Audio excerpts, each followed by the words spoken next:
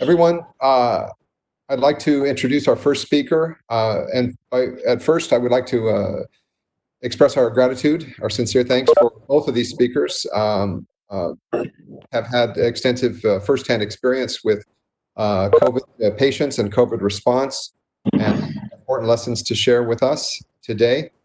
They've taken a couple of hours out of their busy schedule to share those insights.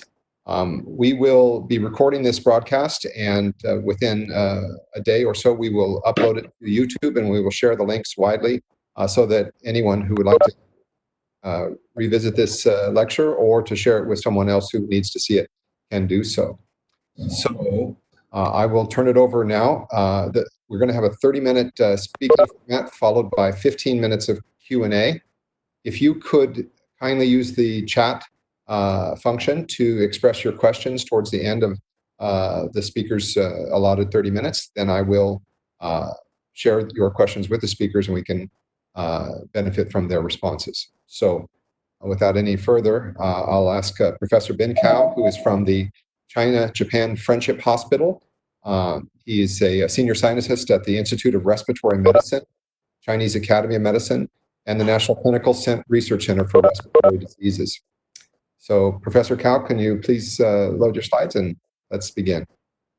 Okay, it's my honor to have a talk with you using the diagnosis and treatment of COVID-19 in China. I hope our experience will help in some way. I'm from China-Japan Friendship Hospital. I'm a primary physician. During the last 2 months, I have been working in the city of Wuhan, and I'm the person drafted the first version of the Chinese guideline. And you can find that now we have updated our local guideline to the 7th version. As everyone knows that the disease is caused by a virus, a novel coronavirus. But during the early days of the late December 2019 and the early days of the January, we are not sure about the causative pathogen. But now it is clear that the novel coronavirus share about 80% identity with the SARS virus. So according to International Virology Society, this virus is named SARS coronavirus 2. To make a simple spelling, I call it SARS-2. And SARS-2 share only about 50% identity with the MERS coronavirus. So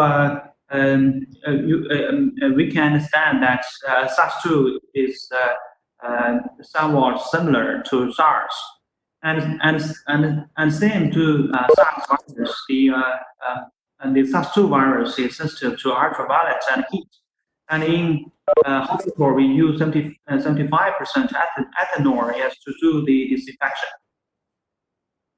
And we have very clear that the disease has spread to the whole world. And in one day, the newly onset of cases is over 10,000 in America. When we look at the disease, we have to understand the pathology. This study from the pathological studies of 3 cases in China. We can find that the main change is the lungs, and you can find the figure A show that the patchy hemorrhage and acute inflammation characterized by exudates. And in the middle, the figure B shows that highly membrane inflammation, which is a typical findings of ARDS. And when we look at the inflammatory cell of the lungs, we can find that the predominant inflammatory cells are monocyte and macrophage. And you can find that the figure A shows that the proliferation of type 2 alveolar epithelials. And under electron microscopy, there's SARS-2 viral particle inside the alveolar epithelial cells. And the figure D shows that there is a thrombus in primary arterioles. It is a very typical findings of the damage of the small blood vessels in the lung. But I will introduce that not only the lung but other organs also have the thrombus of the small vessels. Under electron microscopy, we can find that the typical viral particle in the type 2 cells, you can find that the picture of the typical coronavirus, and we can find that not only inside the cell, but in the alveolar spaces there are a lot of viral particles. So you may understand that it is due to the viral invasion to the lungs that the disease is there. So you may understand that antiviral is the mainstay of treatment for such disease. The pathologists in China also investigated the changes of other organs. Figure A and B show the damage to the lung. We can find that the hypertrophy and the degeneration and necrosis of the cardiomyocytes. Also, we can find the figure D and E are the kidney injury, and we can find edema, degeneration, and then isolation of the renal tubular epithelials.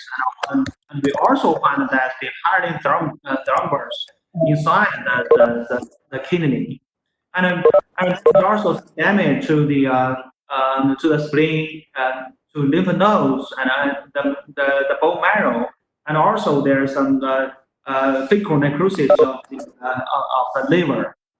So for severe and critical cases, we can find that acute lung injury, acute kidney injury, it is also due to the viral invasion of the patient.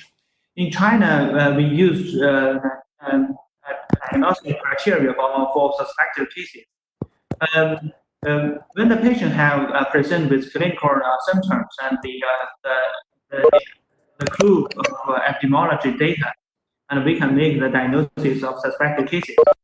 But if we want to make the confirmed cases, we need microbiology data. For the etiology evidence, yes, we use either nucleic acid testing or antibody testing. So when the patient is suspected case and either one of the etiology evidence, the case is referred as confirmed cases. My colleague, Professor Liu Zheng, has systematically investigated the change of IgG/IgS antibody of the adults. So we can find that at the beginning there is a rapid increase of IgM antibody, but decrease slowly. Then there is an increase of increased IgG titer, and lasts more than 2 months. When we look at the transmission of the disease, it seems that R0 is about 2.2 to 2.95, which means that each patient can transmit the disease to at least 2 or 3 others. And the median incubation period about 2 to 5 days, with as long as 12 days. It seems that respiratory droplets and close contact is the main transmission route, and the long-term exposure to environments with high concentration of aerosol is also another source of transmission. And because of the virus detected from feces and the urine, and the environmental contamination is another potential transmission route. And when we look at the disease spectrum, about 80% of them have mild status, which means that 80% of the cases can recover spontaneously without any special treatment. but 14 of them with severe status, and 5 of them need either mechanical ventilation or septic shock on ICU admission. Here we can find that the clinical features of COVID-19. The main symptoms include fever, cough, fatigue, and about 1/3 of them have sputum. And over 50% of them have the normal white blood cells or low white blood cells, and lymphopenia is occurring over 50%. And about 30% of them have the elevated liver enzyme or the hypersensitive troponin or the procalcitonin remain normal. And some of, as I mentioned, some of them of the severe cases may have acute coronary injury, acute kidney injury. And we also carefully investigated the whole clinical course of the disease, and we found that the duration of dyspnea was about 30 days survivors. And for severe cases, the dyspnea developed after the resolution of the fever. About 55% of the survivors still have cough on discharge. We also investigated shedding. In our cohort, we find that the median duration of our shedding is about 20 days, as long as 37 days.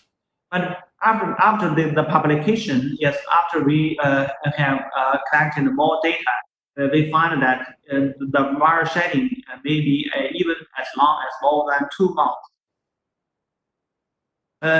Lymphopenia was a very specific characteristics, and for non-survivors, we find that the lymphopenia persisted until the day of death.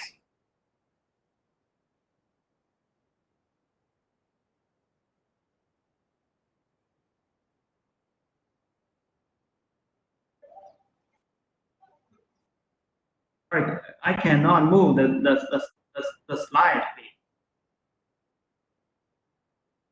What's the problem?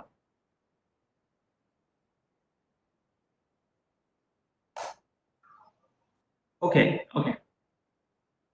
And we also investigated the cytokine and chemokine of the patients, and we found that IL-1, IL-6, and GCSF and IB10 and MCP1 was significantly elevated, and which means that the host-directed therapy may be an option. After we carefully investigated the clinical presentations and the pathology changes, our group and working together with the basic scientists, we have drafted a hypothesis manuscripts, and the paper has been accepted by Lancet, and you can read the paper maybe next week.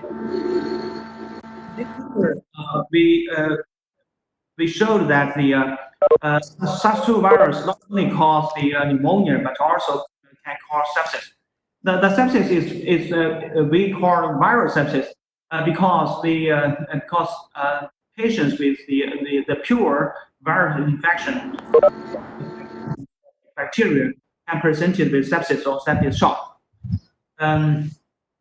We hope that these hypotheses will help the clinicians and the scientists to investigate clearly of the mechanism of the disease. The abnormal coagulation is very common in severe COVID-19. In our study, we found that D-dimer, high D-dimer was an independent risk factor for mortality. The increase in the D-dimer is due to the vascular endothelium damage, and after that, the clot is formed, and the abnormal coagulation is there. So, according to this finding, we recommend that anticoagulation therapy should be initiated for severe COVID-19 patients if otherwise contraindicated. And SARS-2 RNA not only detected in nasopharyngeal swab, but also from the lower respiratory tract secretions, blood, feces, using RT-PCR.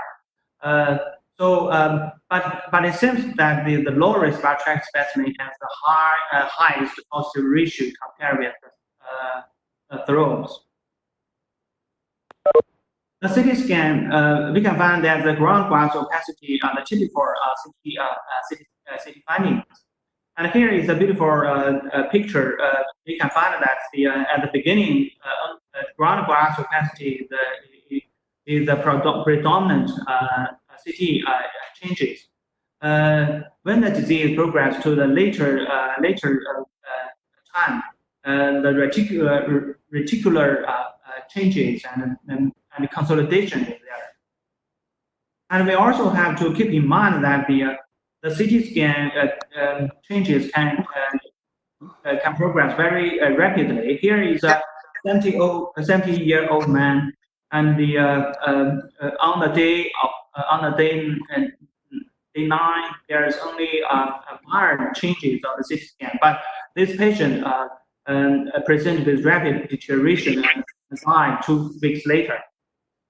And here is the second case of a 62-year-old male, also have the rapid deterioration of CT scan, and unfortunately, this patient died 15 days later. I will also show you the treatment of COVID-19 because the case is it's a transmittable disease, so all confirmed cases should be isolated and for careful observation and treatment. And there is no proven specific antiviral therapy, so support treatment is the mainstay of therapy. Here in the therapy, including the respiratory support, circulatory support, and renal replacement therapy for those patients. As I mentioned, that because it is a viral disease, much effort is paid to find the specific antiviral therapy. The good news that we have completed the Pulmonary trial, and we have published the paper in New England Journal of Medicine. And my team have also leading another 2 regulatory trials. Both trials are ongoing. I will show you the data of the Pulmonary trial. This trial we call Lotus China trial. This is a randomized controlled open label trial, and in this trial we only enroll patients hospitalized with confirmed infection. And these cases meet the definition of severe illness. Our primary endpoint is time to clinical improvement, and we also studied the secondary endpoint, including ICU stay, 28-day mortality, rate of clinical improvement at day 14 and day 28. When we look at the intention to treat population, left figure, we can find that there is no significant difference. But we have to keep in mind that in this cohort, the Pulmonary arm, 3 patients died early without use of Pulmonary. If we exclude these 3 patients, and which means that when we look at the modified intention to treat population, the time to clinical improvement was significantly shorter in the Pulmonary arm compared with the control arm. And if we look at the secondary endpoint for intention to treat population, we can find that the Pulmonary trial have lower 28-day mortality, 19% versus 27%, although the difference is not significant. But we have a significant higher clinical improvement on day 14 of the Pulmonary group compared with standard. And when we look at the ICU length of stay, also show that the Pulmonary group has much shorter ICU stay compared with standard therapy group. For the quantitative RNA detection, we found that at the beginning, it seems that the Pulmonary group has a higher viral titers before the initiation of the treatment. But it seems that the decline of the RNA is similar of the two arms. And we also investigated the adverse events and severe serious adverse events. And it seems that the gastrointestinal symptoms was commonly found in the Pulmonary group compared with standard care group. But serious adverse events were more common in standard therapy. So when we look at all the data, not only the primary outcome in ITT, but also the primary outcome in MITT and the secondary outcome data and the severe side effect data, yes, we can find that maybe lopinavir can have some benefits compared with the control group. Here is a figure showed our China remdesivir trials. These trials, yes, we for the severe and critical cases, we enrolled patients only within less than 12 days. It is because that we find that the antiviral should be given as early as possible. If antiviral is given later than 12 days, there's no benefit. The study design is very different from the American NIH design because in the American NIH design, there's no restriction of the treatment window. And we can also find other potential choices, but at this time, the only few of the study has been published, but all the studies has very limited enroll patients. Such options include the interferon alpha, interferon beta, ribavirin, chloroquine, and hydroxychloroquine, Abidor, and convalescent plasma treatment, and favipiravir. When we look at the corticosteroids used, is still controversial. According to the Chinese consensus, I have been working with the Wuhan physicians in Wuhan. We have drafted a consensus, and we find that if steroids was given to patients with rapid deterioration, maybe corticosteroid can help. But we recommend low to moderate doses. We do not recommend high dose, and we recommend the short-term use of steroids. And we all know that the SARS-2 virus bind to ACE2 receptor of the epithelial cells or endocyte. But we all know that there's no ACE2 receptor on lymphocyte. But why there's decreased lymphocytes? Why lymphopenia is there? Recently, a group of Chinese scientists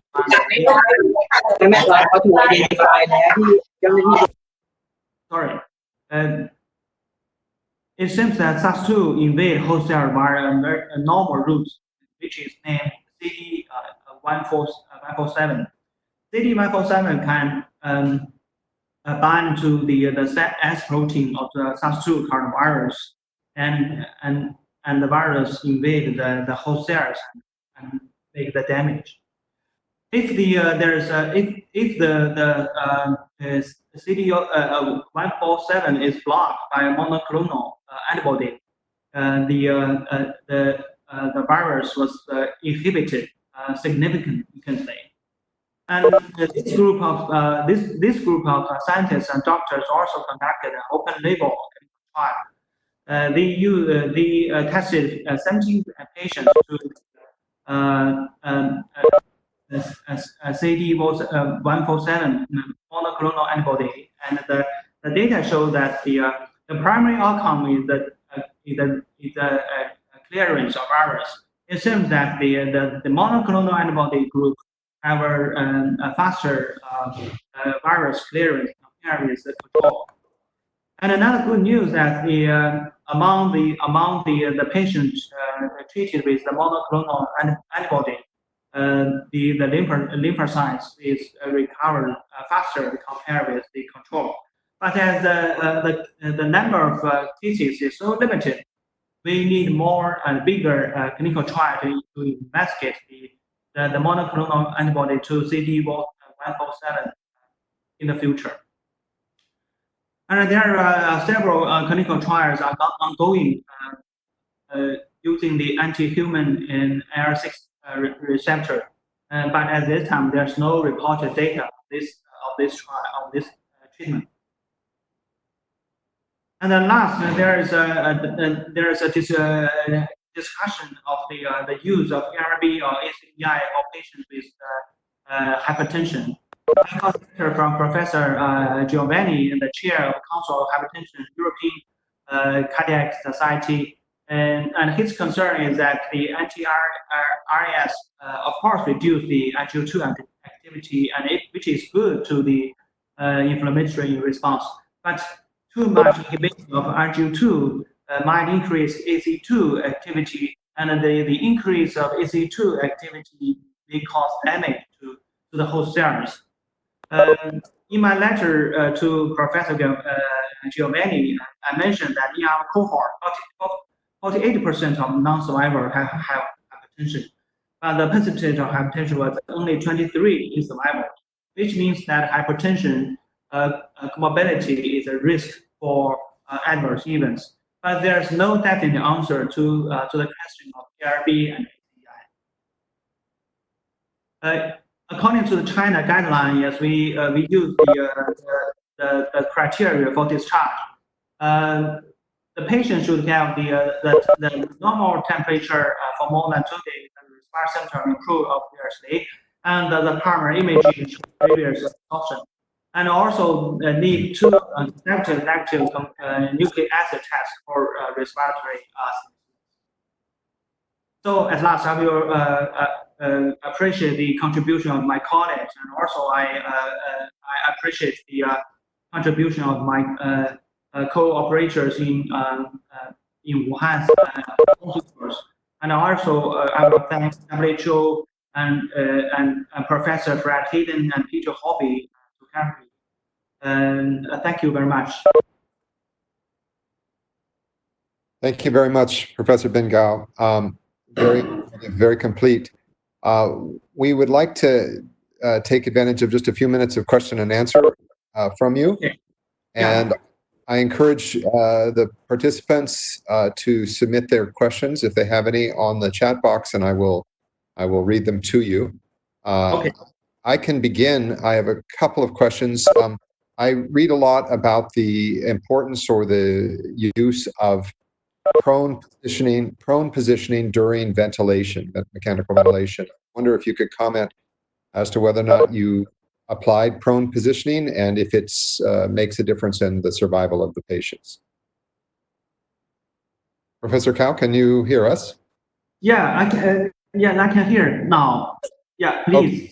Let me repeat my first question, and then we have several more coming through the chat box. My question has with prone positioning during mechanical ventilation. I've read that may have an impact on survival of critically ill patients to put them in a prone position during ventilation. Can you comment to that? Yes, I think it's a good question. Yes, the prone position on ventilator will help the drainage of the sputum, especially for patients with secondary bacterial infection.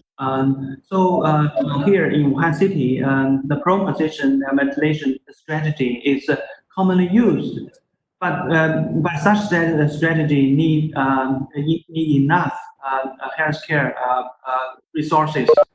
It is a problem. Yeah, it is a problem for busy ICU. Over. Thank you. I'm going to go ahead and read a few of the questions that are coming in through the chat box for you. Okay, please. And can you comment with respect to antibody formation taking some time to develop? What is the value of an additional antibody test for diagnosis? Does antibody play a role in diagnosis? The answer is yes. I think with more detailed evaluation of the dynamic change of both IgG and IgM, I think the antibody diagnosis will play a great role in the diagnosis and to monitor the host response to viral infection and to predict the prognosis of patients. I think another advantage of the antibody detection is to guide the use of convalescent plasma over. Thank you. The next question has to do with the discharge criteria.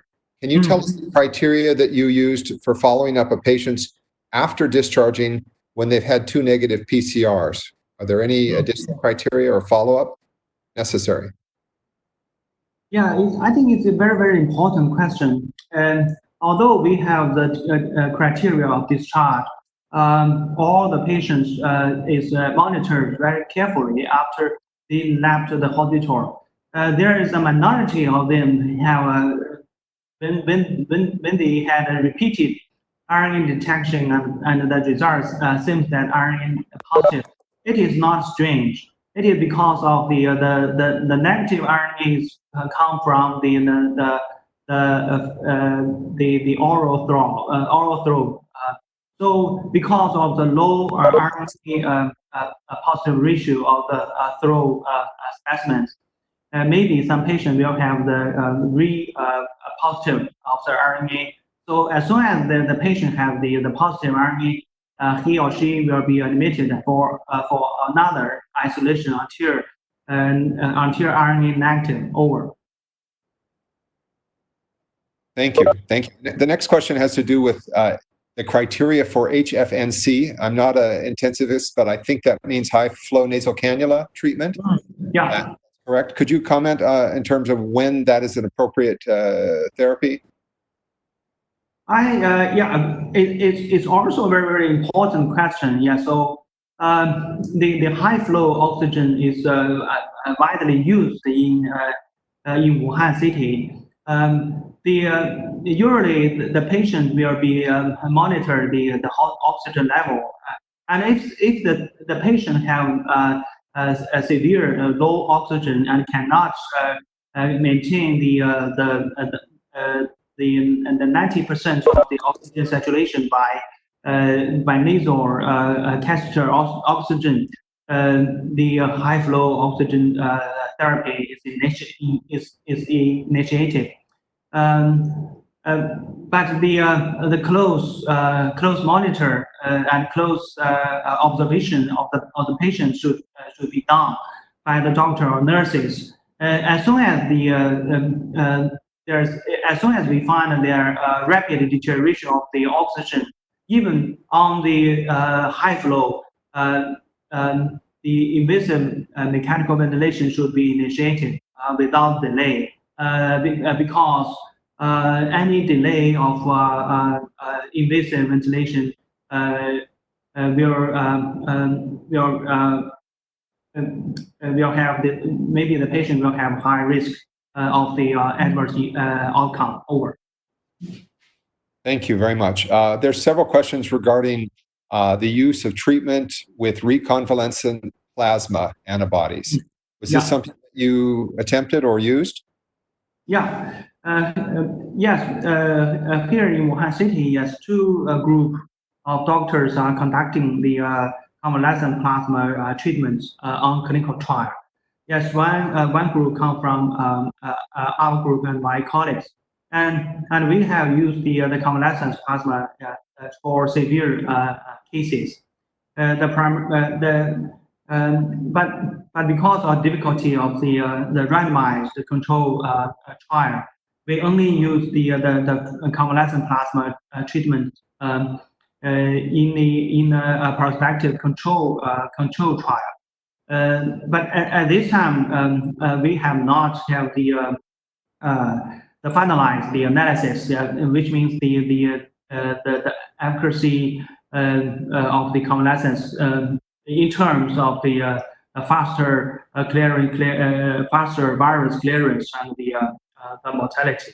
But I can show you that the safety of convalescent plasma is good. So for countries with very limited medical resources, convalescent plasma I think is a good choice, especially for severe and critical cases. Over. Thank you very much. Next question has to do with the use of tracheostomy.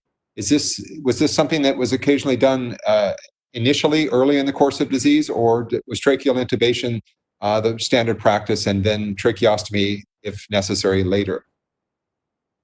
Sorry, what's the tracheostomy? What is tracheostomy? Sorry. Tracheostomy. I that rather than intubation through the pharynx, to have direct access to the trachea. Trachea. Yeah, the windpipe. I'm not sure. Someone can help. Okay, let's move to the next question. I think we can take two more, and then we'll need to move to our second speaker. Okay. There is a question here about the virus reactivation after or reinfection after recovery. Did you observe these cases where someone becomes sick a second time?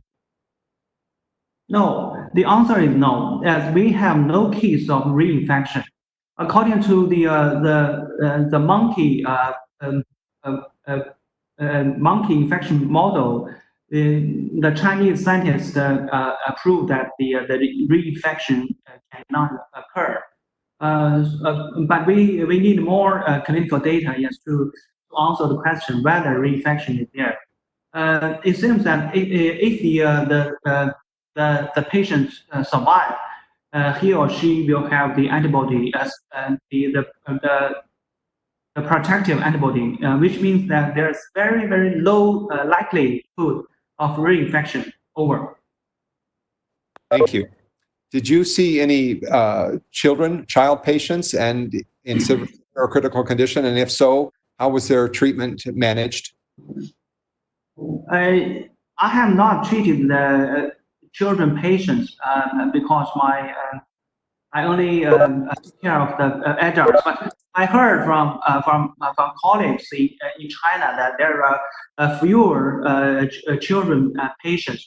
And another good news is that for children infection, even fewer of them have the severe condition. So it is really good news that this SARS-2 virus caused mild illness among children. Okay, thank you. I think we'll have one more question for you, and we'll go back to the question of high-flow nasal cannula oxygen. There's a concern about aerosol transmission during the use of HFNC. Can you comment to that and any measures you took to reduce those risks? Yeah, I think it is reasonable, yes, to concern about the contamination of the aerosol. But if we the healthcare workers have a good self protection, which means that N95 mask, gloves, and we should not worry about the infection of the healthcare workers. You can understand that there are more than 40,000 healthcare workers come to Wuhan city to provide help. None of them was infected. So I think the risk of the contamination of the high flow oxygen is there, but if we have the enough self protection, there's no risk of healthcare infection. Over. Thank you very much. One last question, and then we'll move on to the next speaker. The question involves the criteria for discharge. You mentioned in your slides that 45% had cough on discharge. And the question then is, do you not use a full resolution of respiratory symptoms as a discharge criteria? No, we do not need or a recurrent symptom, but there are some improvement of the symptoms such as cough. Because I mentioned that nearly half of patients still have cough on the day of discharge. Over. Okay, thank you very much. We'll go ahead and then prepare for our next speaker. And thank you again, Professor, for your excellent presentation and your very complete responses to all of these challenging questions. So Okay, thank you very much. Just to let everyone know, we are recording this presentation and we will make it available on YouTube within a day or so, and we'll share the links to that widely. So if you are interested in watching or sharing with other people, please do so. Thank you, Professor Bingkao. And we'll next turn to our second speaker. And Dr. Zheng Liu is a professor of otolaryngology, head and neck surgery, and the deputy dean of the Second Clinical Medical School, and the deputy dean of Tongji Hospital in Wuhan, China. And he's going to speak more to the hospital preparations in terms of triage and infection control, managing staffing, and other really critical issues as we prepare in many countries, including Thailand, for a larger scale epidemic. So, Professor Zheng Liu, are you ready? Yes. Can you hear me, Mark? Yes, I can. So go ahead. Can I start? Okay. So thanks for the invitation, and it's a very great pleasure to share some experience with our Thailand colleagues. And according to the arrangement, today I will focus on the triage staffing and the resource and the infection prevention in the hospitals during the pandemic of the COVID-19. And first, I'd like to introduce briefly about the Tongji Hospital in Wuhan. In fact, the Tongji Hospital was founded in Shanghai by a German doctor, Erich Pollen. And in 1955, and the Tongji Hospital was moved to Wuhan, the Hubei province, its current location. Today, the Tongji Hospital is affiliated to the Tongji Medical College, Huazhong University of Science and Technology in Wuhan, and it's one of the top 10 hospitals in China. And the Tongji Hospital has 3 campuses, Hankou, Optical Valley, and the Sino-French campus. And now it has more than 5,000 in-hospital beds and more than 9,000 employees. And there are 8 national key disciplines and 13 national key specialties, which is ranked number 2 in China. And also we have 1 academician of the Chinese Academy of Science and 1 academician of Chinese Academy of Engineering. And as you know that at the end of December, the COVID-19 outbreak in Wuhan, and at July 20th, 2020, the National Health Committee of China officially classified this disease to the category B infectious disease and took the category A infectious disease control in China. At the end of January, the Wuhan COVID-19 Prevention and Control Headquarters announced to temporarily shut down all passageways to leave Wuhan, as you know. And until the March 24th, 2020, over 50,000 confirmed cases has been reported, and over 40,000 cases has been killed in Wuhan city.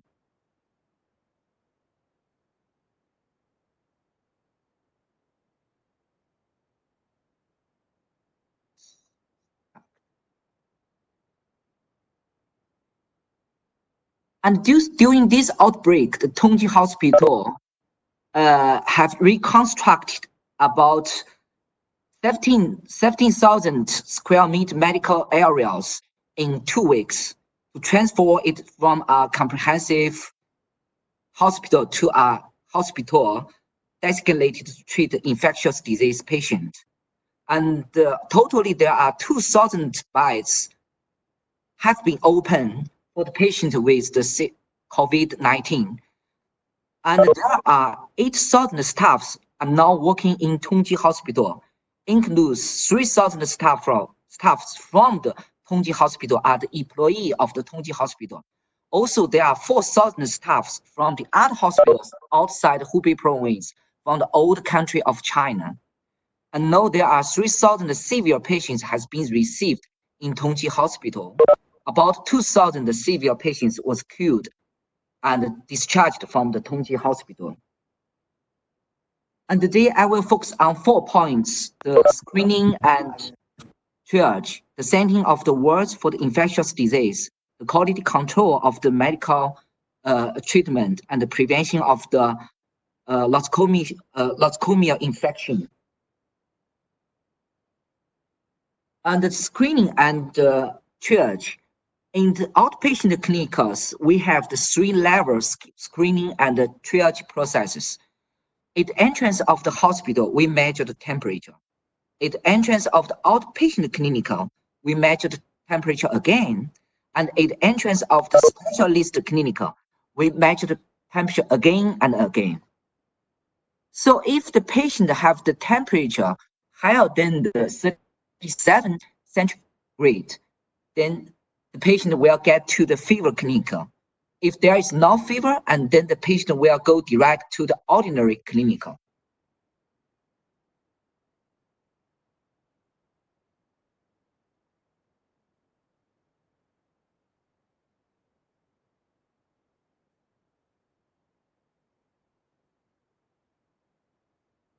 In the fever clinic, in the fever clinic, the patient will give the chest CT scan, the RT-PCR test, and also the later, and also the antibody test now.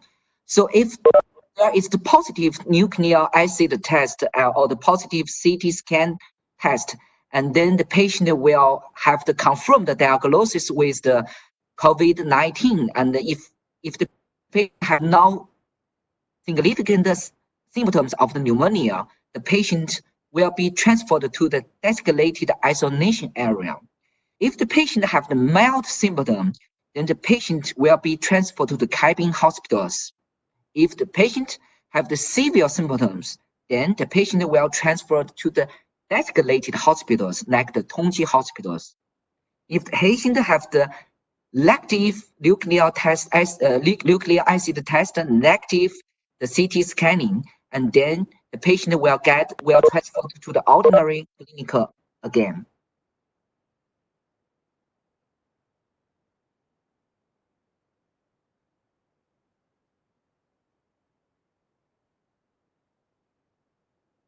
The fever clinic will be located in a separated area and keep away from the other outpatient and emergency department.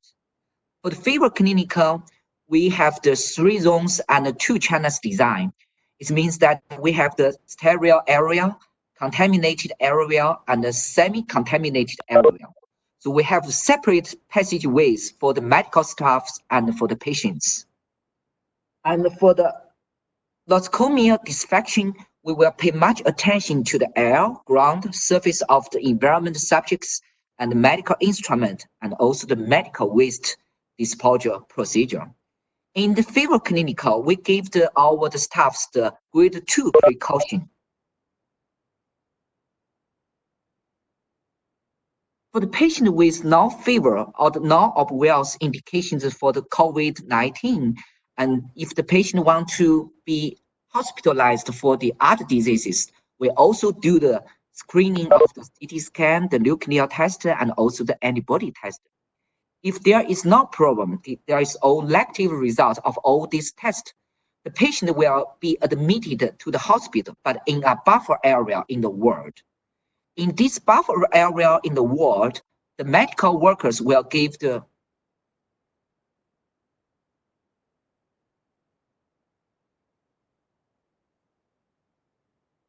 buffer area in the buffer area in the ward. The health worker will give the grade 2 precaution, and the patient will give a close management. It means that without the permission, the patient will not allowed to leave the ward. After 7 days in the buffer area, the patient will give the repeat test of the CT, RT-PCR, and antibody. And if there is no problem, the patient will transferred to the normal area in the ward. In this normal area, and the health workers will give the grade 1 precaution, and we will give the patient the semi-close management.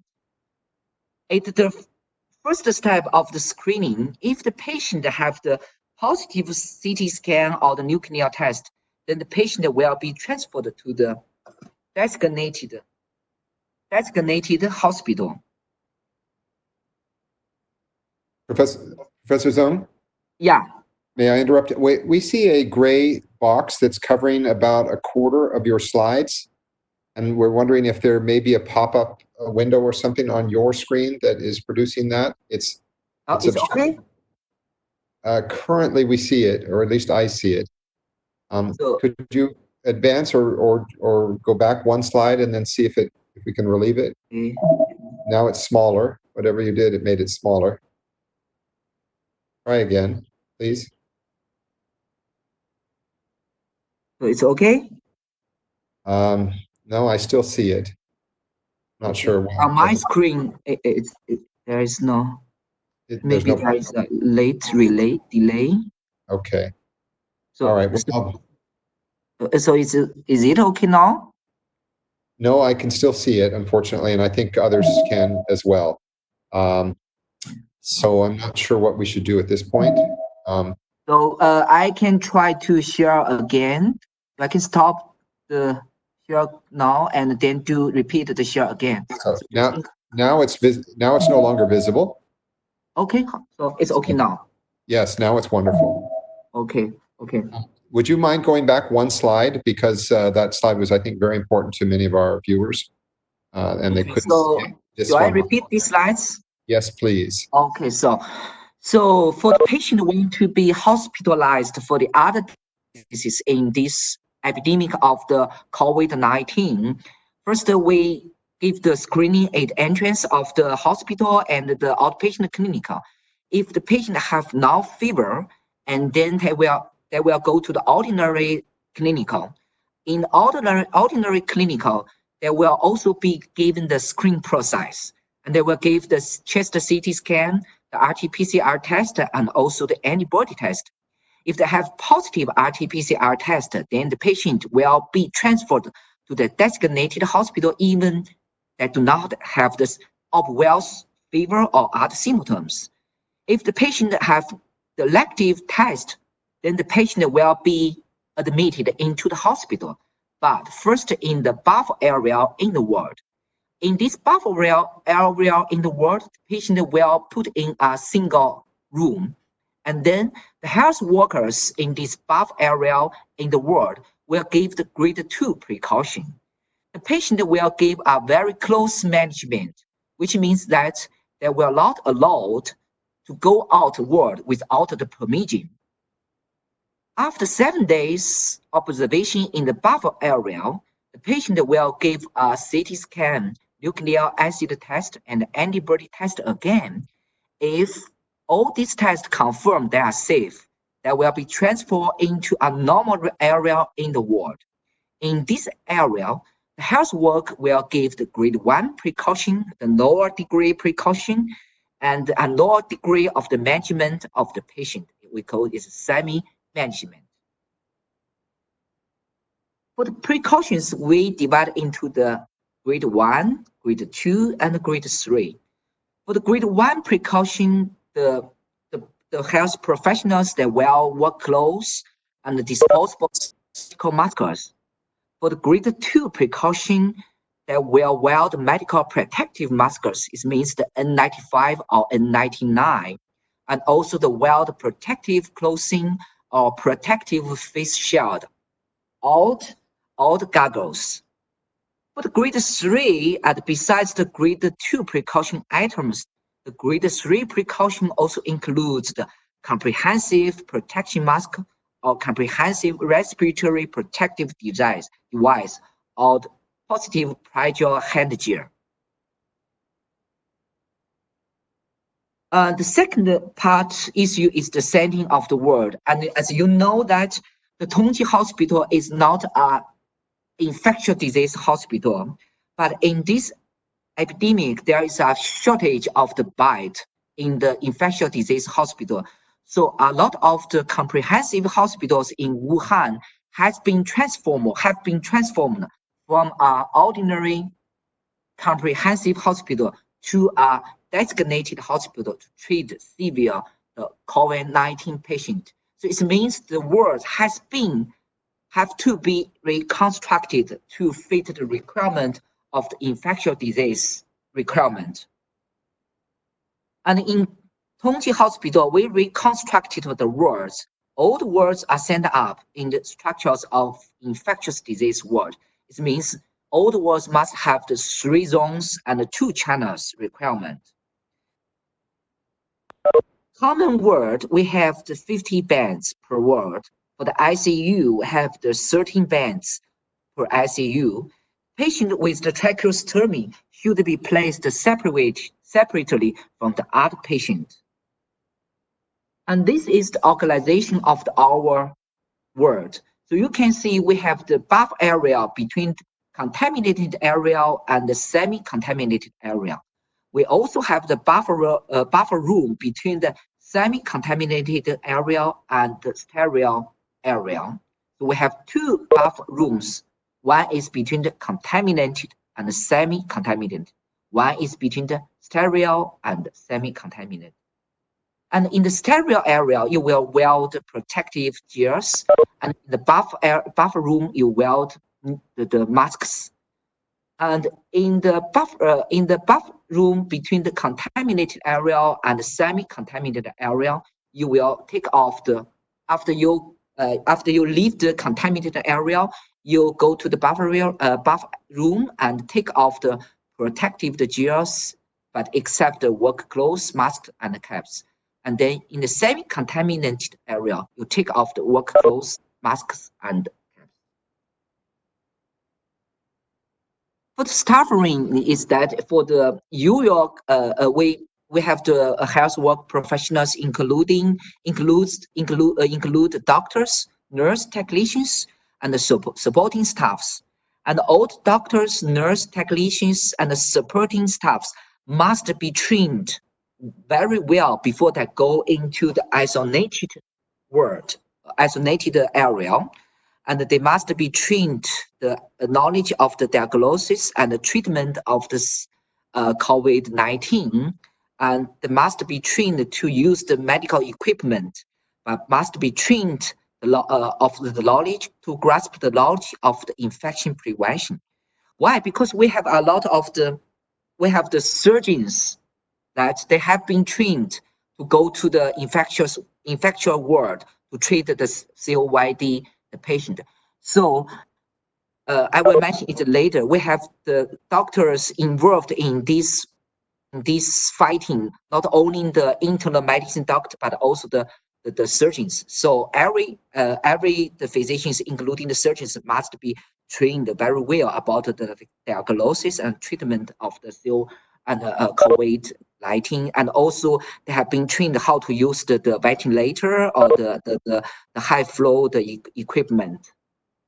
And for the common units, usually we have the 15 beds.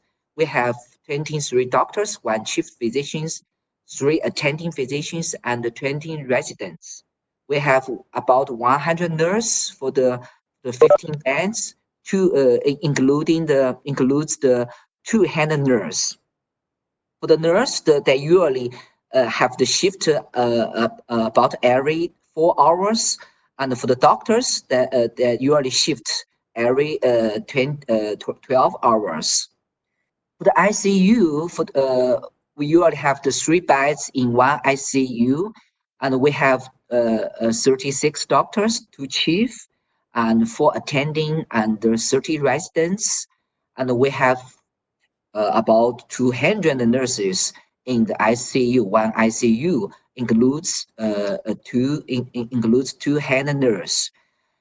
In the ICU, and usually the nurse also shift every 4 hours, and the doctor shift every 6 hours. The chief physicians are the senior and experienced doctor specialized in the respiratory diseases or the critical medicine or the infectious diseases. And they are responsible for the diagnosis and the treatment, in charge of the diagnosis and the treatment of the patients. The attending physicians, they are senior physicians specialized in the respiratory disease or the infectious disease, but we do not have so many the intensive care medicine doctors. So we have to recruit the attending physicians from the internal medicines to join the attending physician team. And for the residents, they are from the old disciplines of the hospitals, as I mentioned just now, the surgeons, the ENT doctors, and also the dermatologist. And the regular rotation is that the physicians, the doctors will have the 2 weeks rest every 2 weeks work. And for the nurse, that you would have 1 week rest every 2 weeks to 3 weeks of work. For the older staffs, including doctors and the nurses, when they have rest or they are have rest, we give the centralized the accommodation of our medical staff for the purpose to monitor their health condition closely. And for the medical equipments, we have the equipments for the most for the EKG monitoring, and also the most importantly is the respiratory support equipment. For the care unit, for the common care units, we have everybody have a ECG monitor. We have about 10 sets of the transnasal high flow oxygen therapy device, and non-invasive ventilators, 20 sites. For the ICU, we have the central monitoring ECG system, and we have the 10 sites of the transnasal high flow oxygen therapy. But we have the non-invasive ventilator, about 20 sites, but we have more the invasive ventilators, about 15 sites. Invasive ventilators. We all prepared 2 sets of ECMO for every ICU units.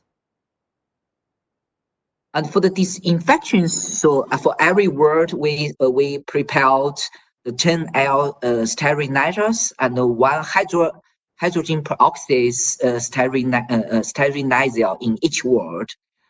And because we do not have so many negative pressure word, so we installed exhaust fan in every ward, every room in the critical ward.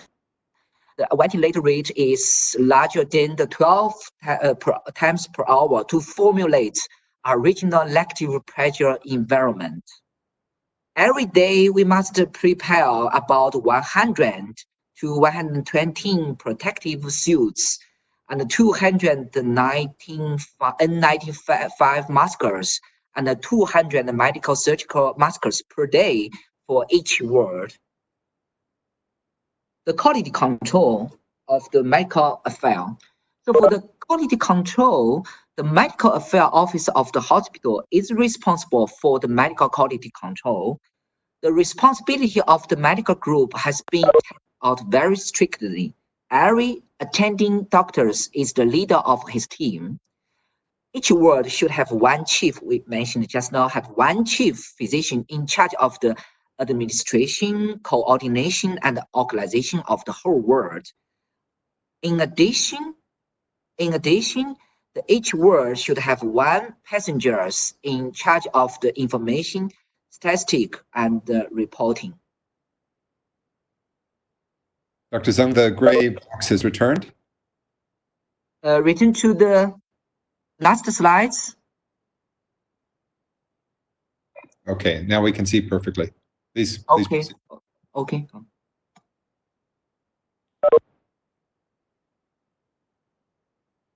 And because a lot of patients are very severe patients, so we have the 24 hours emergency response group of the expert group. We have two expert group. One is the severe pneumonia expert group, which consists of the respiratory intensive medicine and infectious, also the traditional Chinese medicine physicians. They are in charge of the treatment of the severe and critical of the COVID-19 patient. They should be on call and to answer the very severe situation to help the doctors to deal with the very severe conditions. In addition to the pneumonia expert group, we also have the other discipline expert group, because we also have the surgical emergency. For some patients will have the surgical complication, for example, appendicitis. We also have the gynecology patient, obstetric and gynecology patient. And we also, some patients may have the complication of the chest pain. So we have those multiple discipline expert group on call to help our physicians to treat the obstetrics conditions or the chest pain conditions. And we also have the regular consultation systems. So it's on the escalated time 2 times per week, and most of the physicians in the hospital will attend this discussion. We will have the extensive discussion of the critical care patient and the death patient by the multidisciplinary expert to summarize their experience and license. Okay, we go to the last part, is the prevention of the nosocomial infection. So for the nosocomial infection, we divided our the hospital area to the low risk, to the moderate and the high risk. For the low risk department, including the financial department, the logistic department, also the ordinary ward, that have no racial exposure to the suspected or confirmed patient and their contaminants. So for those areas, the health workers or the other employees in the hospital, they will wear the working clothes and also the surgical masks. And we asked our health professionals or health workers to fully covered with masks in the hospital, especially even in the offices, living areas. We ask them not to eat together and keep more than 1 meter with others. So we could prevent the virus, and even your colleagues. And for the high risk exposure area, including the buffer ward I mentioned, the emergency department that will meet the suspected patient very commonly, and also some digestive endoscopic room, fibrobronchoscope room. For the health work in those regions, that will wear working clothes, disposable working caps, and N95 masks, and the face shield, and also the protection, the anti-penetration isolation clothing. And for the area with the extremely high risk, it means that direct exposure to the confirmed or suspected patient or their contaminants. For example, the fever clinical, the isolation ward, and also the transporters, the emergency transporters of the suspected and confirmed patient, and the medical staffs of the lab, they are dealing with the suspected or confirmed the bio samples from the patient, also the people who dealing with the dead bodies. So they will working the clothes, the N95 mask, also the medical protective clothes, face shield, and also the shoes covers.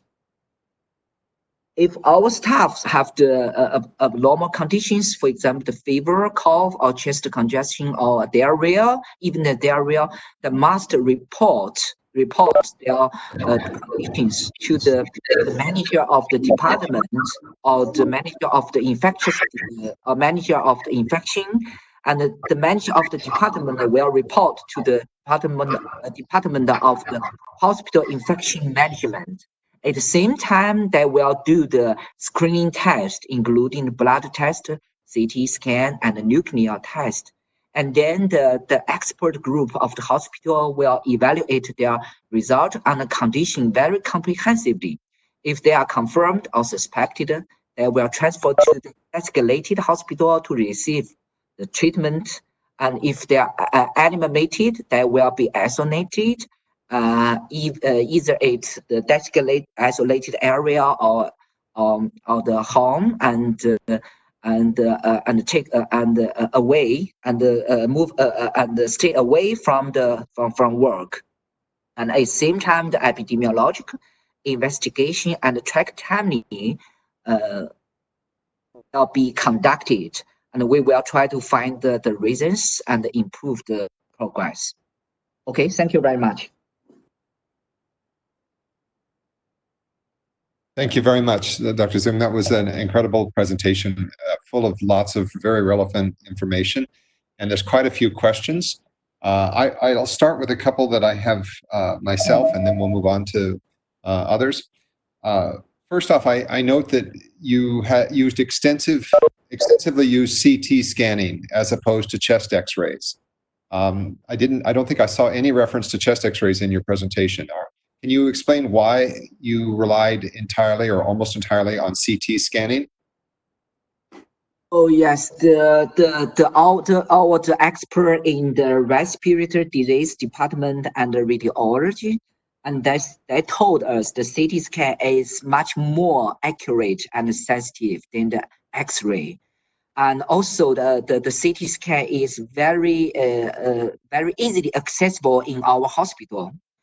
So we commonly to do the CT scan instead of the X-ray, almost for every patient. Thank you. I noticed that you used multiple temperature checks in your fever clinic, and before patients entered the hospital or different places in the hospital. Can you explain what was the rationale for that? Are you not confident in a single check, or please explain? Yeah, we do not know that one screen is enough or not enough, but you know that after outbreak of this disease, the medical staffs are scared about the infection, and a large amount of the infected patient outbreak end of the July. It's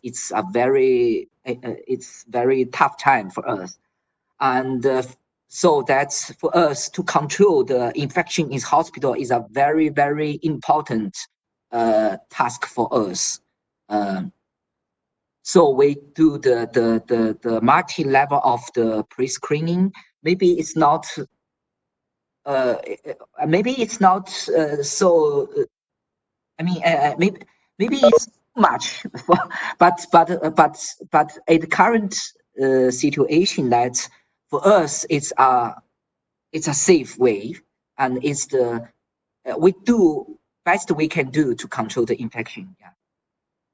I understand. It's better safe than sorry, so to speak. Yeah. I saw in your slides that you mentioned air disinfection or air sterilization. Can you comment on what methods are used to keep the air clean? Yeah, we use the air sterilizer, and the most efficient one should be the hydrogen peroxidase air sterilizer, and it's also the suggestion of the people in the hospital infection prevention department. Okay, thank you. Yeah. One last question for me, and then we'll go to two or three others that are on the list. It seems that you designated COVID hospitals. In other words, do I understand correctly that designated COVID hospitals had only COVID patients and no non-COVID patients? Is that correct? Yes. So as I mentioned, that Tongji Hospital have 3 camps, right? And we have the two campuses are the designated hospital for the COVID, and one hospital in Hankou is kept for the non-COVID patient, particularly for the emergency patient without COVID. Yeah. I see. Thank you very much. Okay. One participant has a question regarding the rest period for doctors. It appeared that doctors received a 2-week rest, whereas nurses had shorter rest periods. Is that about self-quarantine, or was there another rationale for that?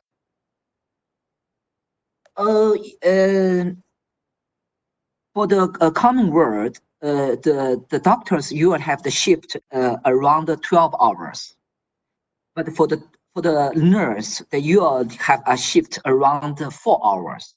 So per day, for every day, the nurse will work 9 hours than the doctors. So when we calculate the total hours of the working per week, they are similar for the doctors and for the nurse. I see. Very clear. Thank you. Yeah, thank you. We have a question about traditional Chinese medicine. Were you actively using this? Yes. Yes, we used some herbs. And I imagine that studies are forthcoming and reports are forthcoming on the effectiveness of those treatments. Yeah. You know the Dr. Zhong Nansan Zhong. I do not. You may know him. That is very big physicians in the field of the respiratory and the critical care medicine, and they have some trials about some kind of the Chinese herb, and they found there some efficiency. Thank you.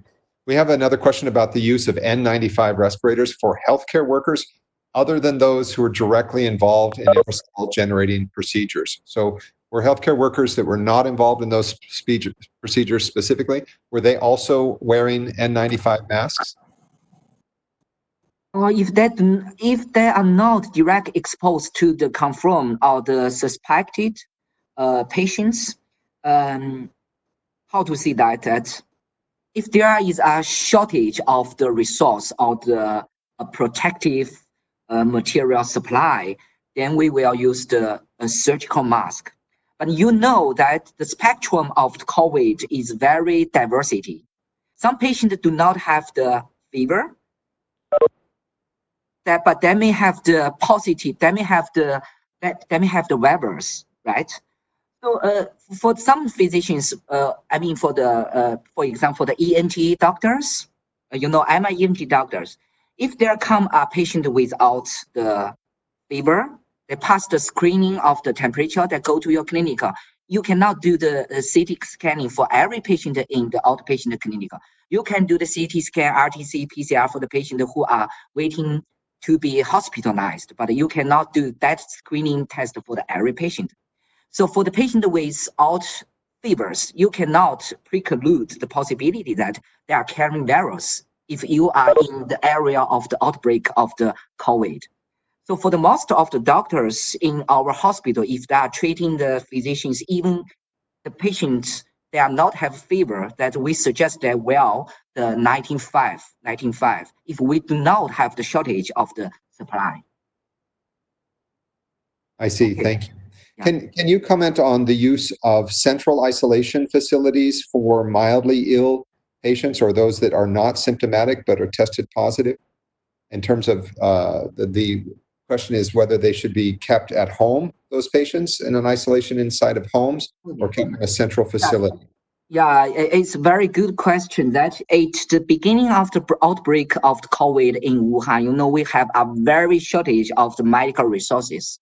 We do not have so many the infectious disease beds for the patients, and for the mild patient, we suggest them to be you isolate yourself in your home, in your house.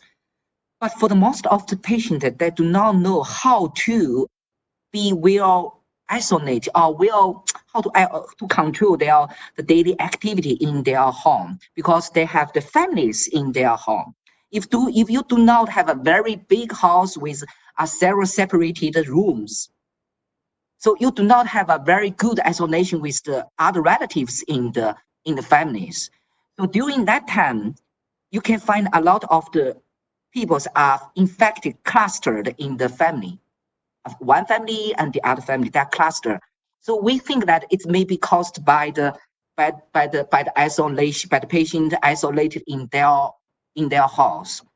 So currently we build up a lot of the cabin hospitals, and also we recruit a lot of hotels and to reconstruct them to that designated the isolation area. So we transfer these mild or symptomatic subject to the designated hotel or the isolation hotel or the cabin hospitals, and we do not ask them to isolate themselves in their own house now. I see. Was there compliance with that order? Was there resistance among? Yeah. You mean the very strict the management, right? Yes. Yes. Maybe not everyone can be so understand or so can be cooperate. Yes, you can meet someone who is not very cooperative, but if you persuade them that if you are in house, you have your families will be on a very high risk to be infected by you, and we have a very shortage of the medical resource to have everyone in the hospital. Most of them can understand that. I see. Thank you very much. Yeah, thank you. Thank you. I have a question here regarding the early stages of the outbreak when COVID-19 infection was not so high in Wuhan. How did you triage and separate those with COVID-19 infection from non-COVID-19 patients, especially elderly patients who are particularly prone to infection and severe disease? How were you making the separations? Yeah. It's a very, very important question. At the early stage of the outbreak, we have a lot of patients with fever, with pneumonia, and they have very typical findings on the CT scan. But at that time, we do not have the RT-PCR test, or we cannot test for every patient. So at that time, we relied very, very much on the CT scan. So that's where we always use the CT scan. At that time, if you have some the respiratory physicians or the radiologist, if they found very typical findings on the CT scan, then we will suspect this patient. We use the CT scan to trial the patient. But later, at the end of the January, we have the RT-PCR test, and then we can do the RT-PCR as many patients as we can, and then from that time, we mostly rely on the result of the RT-PCR. But we have to combine RT-PCR results with the clinical characteristics and with the CT scans. And as you know that the positive rate of the RT-PCR is around 30% to 50%. And if you test many times, you can increase the positive rate. But at the first time of screen, you only can do one times. So if the patient have elective RT-PCR result, but if the patient have a very typical CT scan findings, we still must pay a lot of attention to such kind of the patient. Yeah. Thank you. Thank you very much for that. Thank you. Among those healthcare workers who did become infected, what, in your estimation, were the main causes? What were the situations where they were most likely to have become infected? Yeah, it's a good question. That's we also carefully think of these questions. some of the health work, you can, if you do the investigation, you can get very accurate information of that may be infected by they were infected by a certain COVID patient or by their colleagues. But later after outbreak of the COVID, you are very difficult to differentiate they are infected in the hospital or in the community. Yeah. So it became more difficult. I believe a lot of them may be infected in the community. Yeah. Okay, thank you. We have a question. Actually, several people have asked the same question. What were the situation and how was it resolved when a COVID patient presented to a non-COVID hospital? If the COVID patient came into a non-COVID hospital, how that was identified? How was that identified, and what were the next steps? If a COVID patient is, if it is a confirmed COVID patient, right? If let's go hand. If a patient go to a hospital, if he have the fever, and if he do the RT-PCR test, and then if he has a positive RT-PCR test, and then he will be retained in the hospital, and the hospital will call some managers in the community or in the district, and then the managers in the community will pick up this patient and transfer this patient to either the designated hospital or either the isolation place. So if the patient was diagnosed in hospital with COVID, and then he will be transferred to a designated hospital. If the patient already confirmed to be with COVID, he should be already transferred to the designated hospital already. Yeah. All right, very clear. I think we have one or two more questions for you. When we discussed earlier about air disinfection, I believe the method that you were describing is a spray. Is that correct? An air spray? Spraying, air disinfection? Yeah, it's kind of spray. Yeah, spray. Yeah. Okay. Are there data or evidence that this is effective, or on what basis did you determine it? And I'll ask a second question also.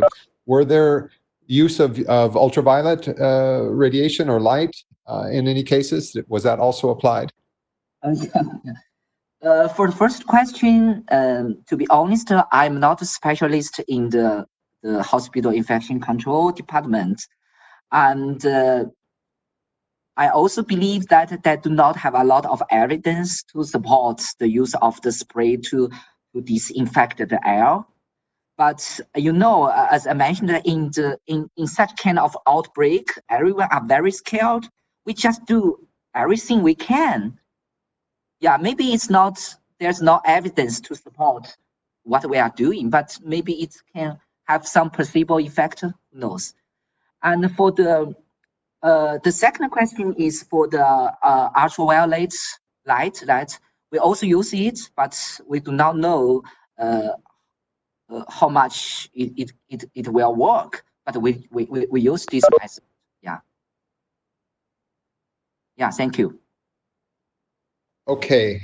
Well, I think that's we've covered all of the questions. I'm scanning through the chat box right now to make sure I didn't miss any important ones.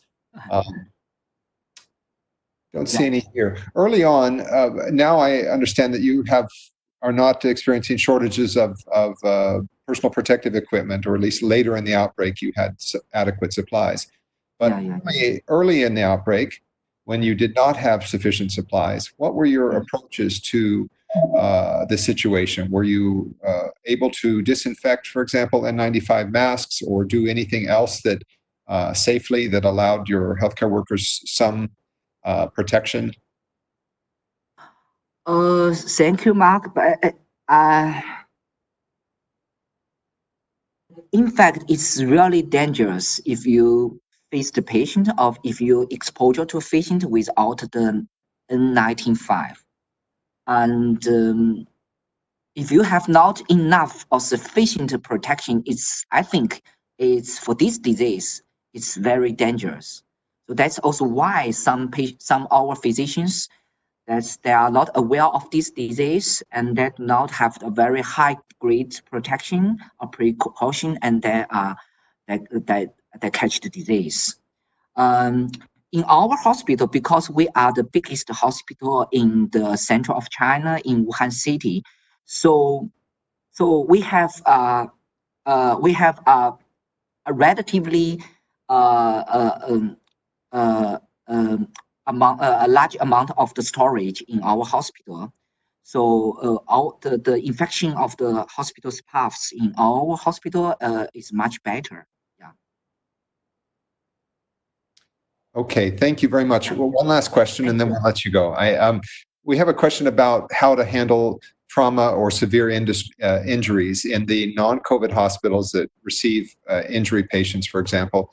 I see. Under the Very circumstances, emergent. yeah, very urgent and obviously very difficult to assess for COVID while you're responding to emergency. Yeah. How did the hospitals manage that situation? Yeah, yes, it's very important. A very good question. That's we are now calling for the Hankou Hospital or the one campus of our hospital. We deal with the low COVID patient. But if a patient transported to our hospital in very severe conditions, at that time we have no time to do the screening, and so that we prepared how to say a single operation room. We reconstructed this operation room to make it separated from the other operation rooms. So if we have a patient that cannot do the screening before the operation, we will send this patient to this isolated special OR for such kind of patient. And after the surgery, and we will do the disinfection, all things we do for the confirmed patient. And during the operation, the whole staffs will be used the grade 3 precaution. Yeah, they wear the protection gauze, and they wear the goggles, and they also wear the positive hand gear. Yeah, positive pressure hand gear. Yeah. And this is a similar situation in terms of the emergency room.